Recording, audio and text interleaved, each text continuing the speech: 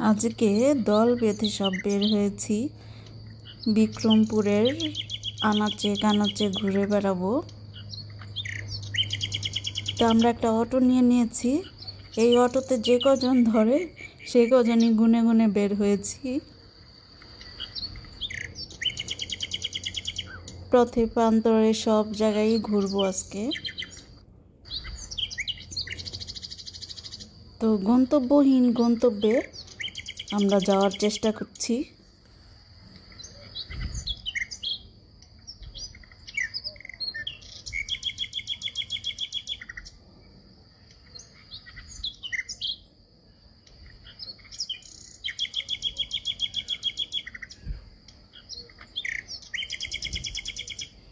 আমরা মনে হয় আমাদের কাঙ্ক্ষিত গন্তব্যে চলে এসেছি।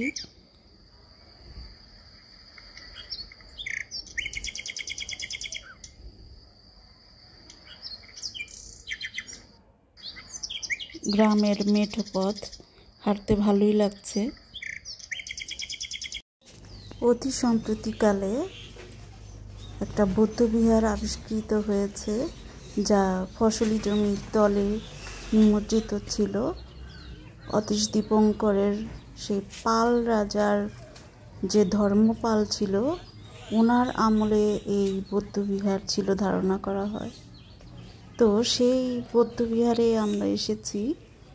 তো এখানে একটা আজব একটা গাছ দেখেছি, যে গাছটা আমি গুগলে সার্চ করেও কোথাও পাইনি, কিন্তু এই বিক্রমপুরে, ঢাকার বিক্রমপুরে তার দেখা পেলাম।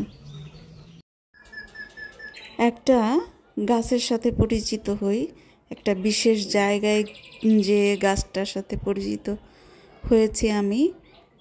এটা হলো মুন্সিগঞ্জ তথা ঢাকার যে বিক্রমপুর, সেইখানে বৌদ্ধবিহারের মধ্যে একটা গাছ পেয়েছি আমি, যেটাকে বলে বেলি বেল। এটা আঞ্চলিক ভাষায় ওনারা বলেছে, তা আমি বুঝতে পারিনি বেলি না বেরি জানি না, কিন্তু এটা বেল। আর থোকায় থোকায় ফুল আসে। আর এই হলো মূল বেলটা, একসাথে অনেকগুলোই হয়। তো এটা আমরা যে নর্মাল শরবত খাই সেরকম বেলই, কিন্তু এটা খাওয়া যায় না। আর পাতাটা হলো কদবেলের মতো, কদবেল পাতার মতো আর কি, কদবেল পাতার চাইতেও লম্বা।